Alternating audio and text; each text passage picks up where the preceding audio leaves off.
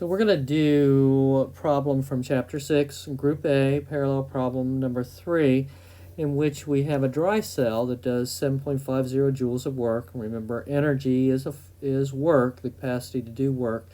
So joules would represent units for work. And to transfer 5 coulombs between terminals. So first we have this phrase dry cell here. All right, so what does that mean? That's just another way of saying a battery. All right, so when we talk about dry cells, we're talking about batteries. If you haven't heard that term used before, you don't hear that very often anymore, but a dry cell is referred to as a battery. So we are talking about a certain charge, coulombs, and a certain amount of energy. We want to know what the potential difference is, and that means we're just talking about the voltage. All right, so potential difference is voltage.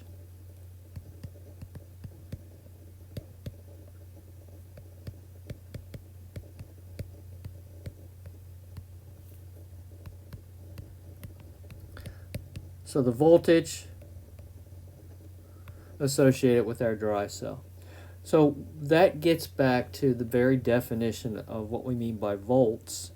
And the volts are defined as joules per coulomb. All right, so that makes things pretty simple here at this point.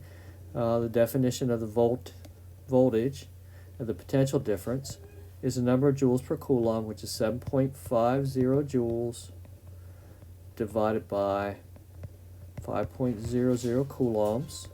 So we have 1.5 joules per coulomb, which is 1.5 volts.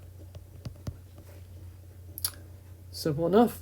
It's important that you know the definition. So there we have